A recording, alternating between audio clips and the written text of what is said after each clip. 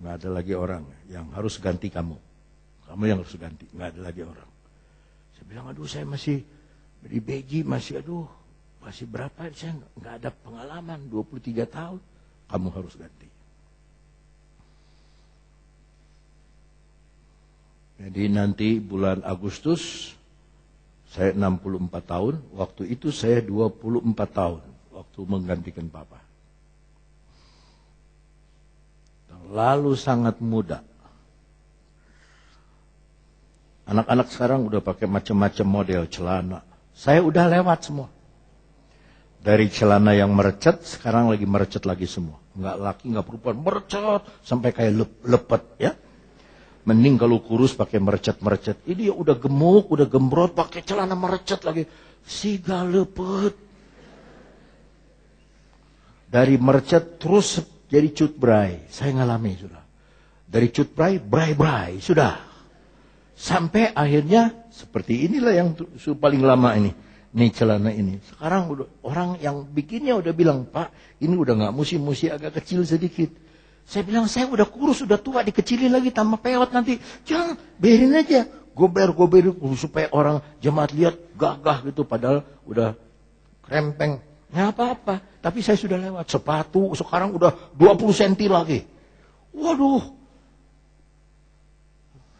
Kalau udah 153 mah 163 mah udahlah 153. Waduh, 163 begitu jadi 183. Waduh, jalan. Udah sekarang kecil lagi. Nih, dengar. Modernisasi itu menjadi gangguan luar biasa. Anak sekarang pintar-pintar. Ada satu SMA, semuanya nggak lulus. Saking pinternya. Kalau BBM, oh anak sekarang pintar saudara. Pintar. Cucu sekarang, aduh pintar-pintar luar biasa. Sayang rohaninya kosong. Maka setiap kali saya lihat anak muda di gereja, apalagi waktu doa malam, katanya banyak anak muda. Hati saya bersyukur, terima kasih Tuhan. Lagi muda-mudanya kita harus cari Tuhan. Sebab nanti umur 30 tahun kita akan petik dengan bunganya sekalian. Apa yang saudara tabur hari ini, umur 30 tahun saudara petik dengan bunganya. Ya sudah diberkati rumah, diberkati suami atau istri, diberkati macam-macam, diberkati oleh Tuhan.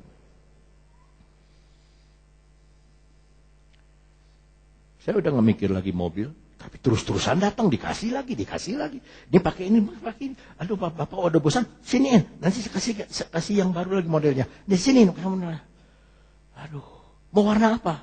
Saya bilang, enggak lah. Kalau saya bilang nanti, you nggak bisa kasih. Warna apa om? Nggak bisa, nggak ada dah di Indonesia mah. Warna apa? Bulu hiris.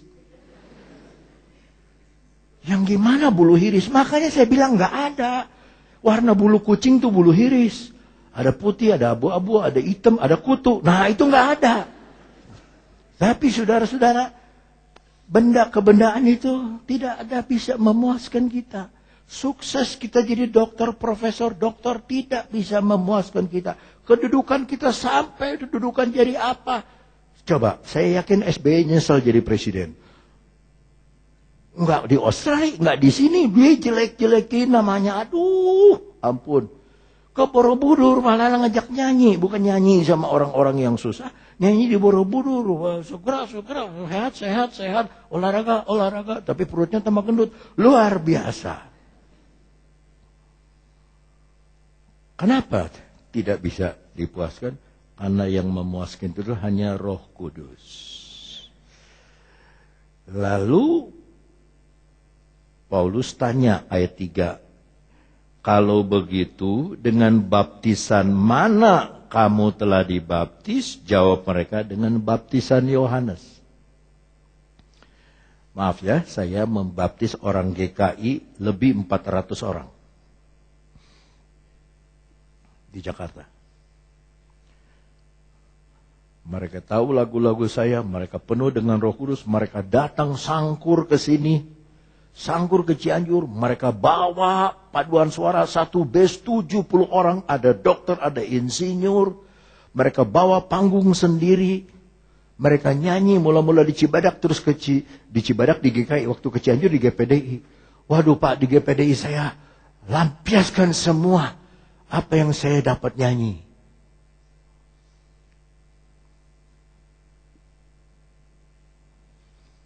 Jeffrey Chandra tuh, Jeffrey Chandra apa Jeffrey apa? Yang jadi penyanyi.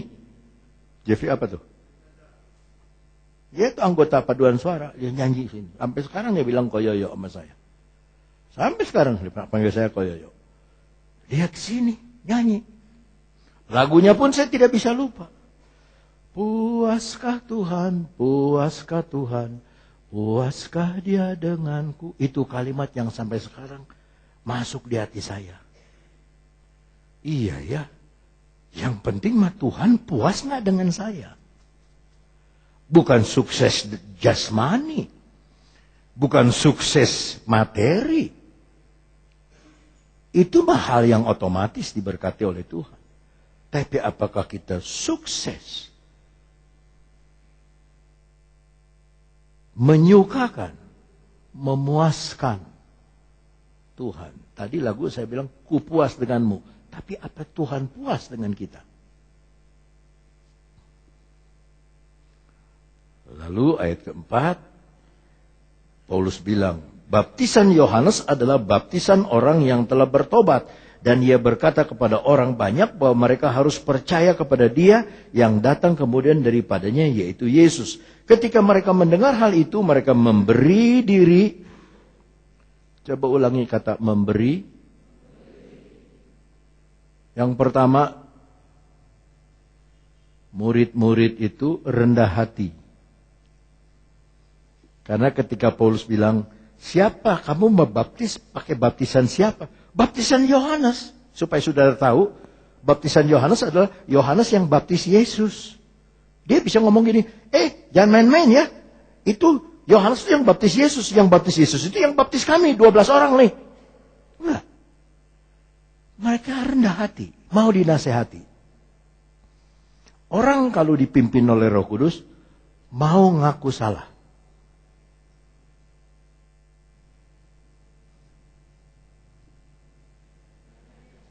Mau ngaku salah.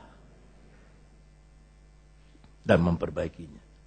Yang kedua, memberi.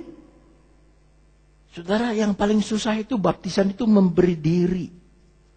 Lalu mereka memberi diri mereka. Ayat 5. Ketika mereka mendengar hal itu, mereka memberi diri mereka.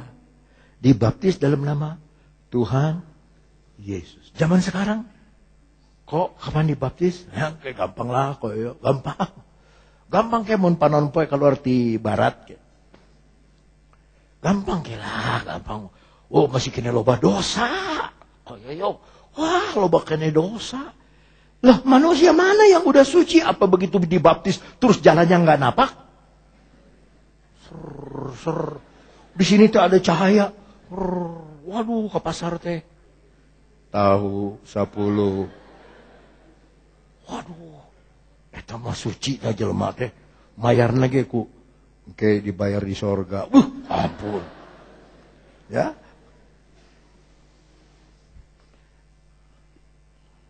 Memberi diri mereka dibaptis. Di Pekalongan saya baptis satu ibu. Gendut, gemuk. Tapi takut air. Dia pakai kain samping. Kemben apa segala. Dalam nama Bapa, Putra dan Roh Kudus, dalam nama Tuhan Yesus. Saya baptiskan engkau dalam nama. Haleluya.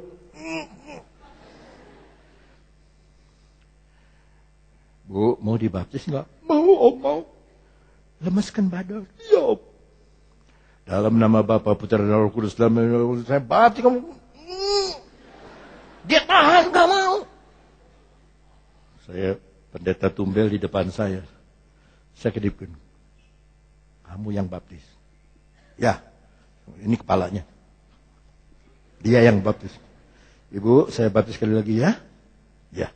Dalam nama Bapa, Putra dan Roh Kudus, itu dalam nama saya baptis, saya tendang kakinya di bawah. Itu pendeta yang boom, keluar lagi. Nggak ngomong-ngomong.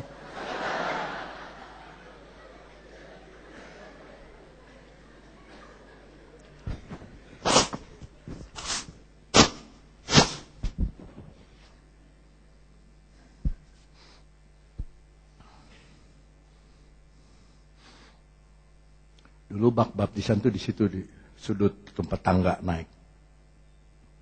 Agak sini deket tiang. Di Bandung ada yang tingginya 190. Waduh. Om, saya mau dibaptis.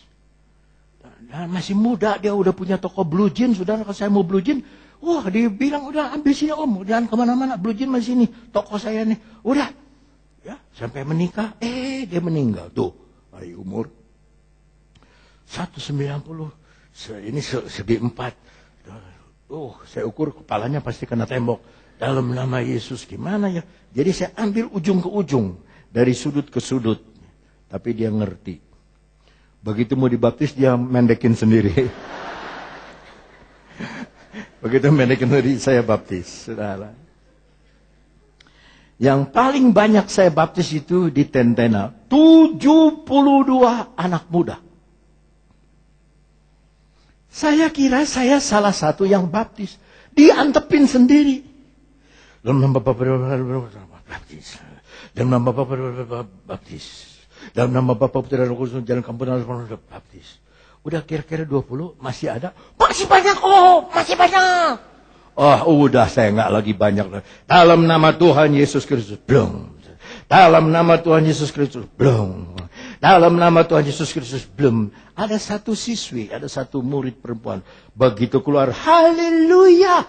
Terus ngojai, haleluya.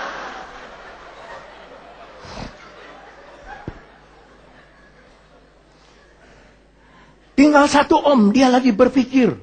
Itu kayak lelaki, perempuannya kayak lelaki, tomboy. Dulu belum ada handphone, yang ada tuh walkie-talkie. Ya, di sini semua siap, ganti. Nah, gitu itu. Semua siap, ganti. Tinggal dia. Saya bilang, mau dibaptis atau tidak? Kalau tidak, saya akan naik. Kalau nggak cepat naik, udah dingin saya. Udah 71 ini kamu ke 72. Dia turun akhirnya. Baptis. Udah 72. Besok saya tanya sama dia. Kamu senang kan dibaptis? Iya om. Saya senang, cuman saya ada masalah. Masalahnya apa? Kalau saya sembahyang, Tuhan Yesus di dalam surga, ganti. Ada dia suka pakai handphone begitu, ganti-ganti.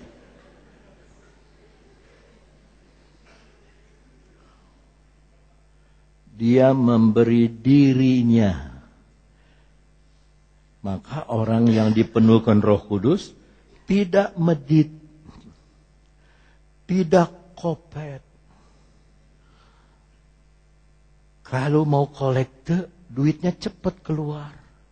Sebab ada yang mau kolekte, duitnya nempel kena dompet.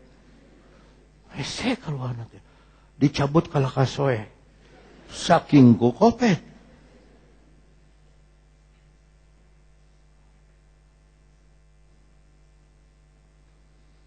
Yang terpenting bukan beri uang. Yang terpenting bukan beri sumbangan. Yang terpenting beri hati kita sama Tuhan. Kenapa saudara ke gereja?